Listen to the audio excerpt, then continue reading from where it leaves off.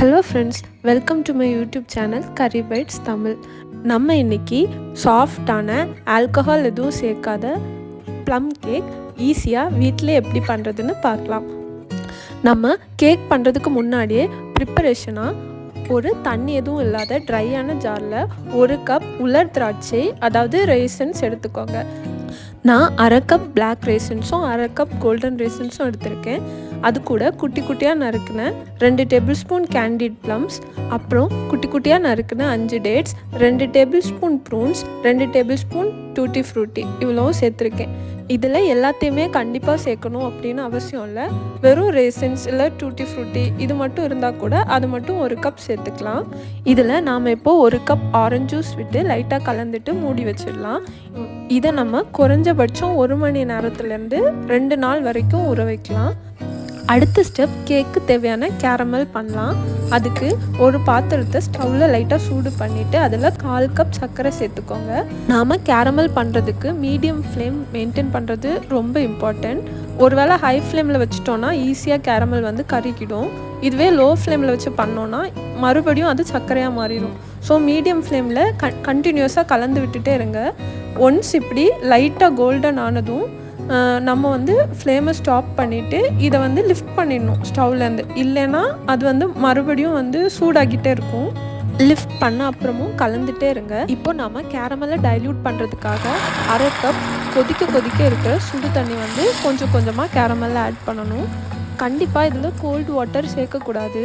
நம்ம சூடான தண்ணி விடும்போதும் கேரமல் ரொம்ப ரொம்ப சூடாக இருக்கனால அது நம்ம மேலே தெறிக்கும்.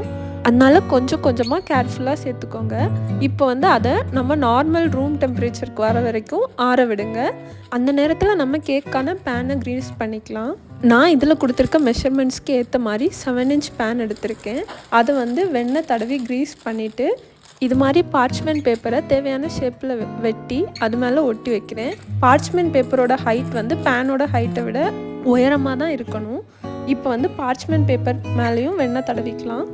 இப்போ நான் கேக்கு தேவையான 1/2 கப் மைதாவை மெஷரிங் கப் வச்சு மெஷர் பண்ணி எடுத்திருக்கேன். இதை நான் எல்லாத்தையும் மிக்ஸ் பண்ண முடிகிற மாதிரி ஒரு பெரிய பவுலுக்கு மாற்றிக்கிறேன். இப்போது இதில் 1 teaspoon baking powder, 1/4 teaspoon baking soda சேர்த்துருக்கேன். ஒருவேளை உங்ககிட்ட பேக்கிங் பவுடர் இல்லை அப்படின்னா 2யும் சேர்த்து 1 டீஸ்பூன் பேக்கிங் சோடாவை சப்ஸ்டியூட் பண்ணிக்கலாம். இதில் நான் 1 டீஸ்பூன் சின்னமன் பவுடர், 1 டீஸ்பூன் சுக்கு பொடி, அப்புறம் கொஞ்சமாக ஜாதிக்காய் துருவி போட்டிருக்கேன். இதில் ஒரு பிஞ்ச் சால்ட்டும் சேர்த்துக்கிறேன். இப்போ இந்த ட்ரை இன்க்ரீடியன்ட்ஸ் எல்லாம் மிக்ஸ் பண்ணிக்கலாம். மிக்ஸ் பண்ணி முடிஞ்ச உடனே நான் என்னோடய அவனை 180 டிகிரி செல்சியஸ்க்கு ப்ரீ ஹீட் பண்ணிக்கிறேன். அது ப்ரீ ஹீட் ஆகிட்டு இருக்கும்போதே நான் ஒரு பவுலில் 100 கிராம் வெண்ணெய் எடுத்துருக்கேன். இப்போ நான் எலக்ட்ரிக் பீட்டர் யூஸ் பண்ணுறேன். ஒருவேளை நீங்கள் கையால் மிக்ஸ் பண்ணுறீங்க அப்படின்னா ஃபாஸ்ட்டாக பண்ணுங்கள். நான் இது கூட 3/4 கப் நாட்டு சர்க்கரை எடுத்திருக்கேன். நாட்டு சர்க்கரை இதுக்கு நல்ல டேஸ்ட் கொடுக்கும். பட் நாட்டு சர்க்கரை இல்லைன்னா 1/2 கப் நார்மல் சர்க்கரையும் யூஸ் பண்ணி, ஸோ இதை 2 மிக்ஸ் ஆகிற அளவுக்கு நம்ம எலக்ட்ரிக் பீட்டர் வச்சு மிக்ஸ் பண்ணிக்கணும். ஒரு 2 நிமிஷம் ஆகும் மீடியம் ஸ்பீடில். ஸோ இது கூட 3 முட்டை ஒவ்வொன்றா சேர்த்து நம்ம ஒவ்வொரு நிமிஷம் கலந்துக்குவோம். ஸோ நான் ஃபர்ஸ்ட் முட்டை சேர்த்துட்டு 1 நிமிஷம் நார்மல் ஸ்பீடில் எலக்ட்ரிக் பீட்டர் வச்சு பீட் பண்ணிக்கிறேன். நெக்ஸ்ட் செகண்ட் முட்டை கலந்துக்கிறேன். அது மாதிரி 3வது முட்டை கலந்துக்கும் போது மட்டும் நம்ம 2 நிமிஷம் பீட் பண்ணணும். ஒருவேளை நீங்களும் என்ன மாதிரி நாட்டு சர்க்கரை கலந்துருந்தீங்கன்னா அது டெம்பரேச்சர் சேஞ்ச் ஆக லைட்டாக உருக ஆரம்பிக்கும். ஸோ அது ஸ்ப்ளிட்டெல்லாம் ஆகலை, கேர்டலெல்லாம் ஆகலை. அதனால் பயப்படாமல் நெக்ஸ்ட் ஸ்டெப்புக்கு ப்ரொசீட் பண்ணலாம். இப்போ இதில் ஆறுன ரூம் டெம்பரேச்சரில் இருக்க கேரமல் சேர்த்துக்கலாம். அது கூட 1 டீஸ்பூன் வெண்ணிலா எசன்ஸும் சேர்த்துக்கோங்க. இப்போ நம்ம ஏற்கனவே மிக்ஸ் பண்ணி வச்சுருக்க ட்ரை ஃப்ரூட்ஸில் கொஞ்சம் எடுத்து நல்லா கம்பைன் ஆகிற மாதிரி மிக்ஸ் பண்ணிக்கோங்க. இப்போ எல்லா ட்ரை இன்க்ரீடியன்ட்ஸையும் உள்ளே போட்டு நம்ம கட் அண்ட் ஃபோல்ட் மெத்தடில் இதை மிக்ஸ் பண்ணணும். ஸோ இப்போ நீங்கள் பார்க்குற மாதிரி ஒரு ஃபோல்ட், அப்புறம் மிடில் ஒரு கட், இது மாதிரி மிக்ஸ் பண்ணிக்கலாம். இப்போ எல்லாமே கம்பைன் ஆகிடும்.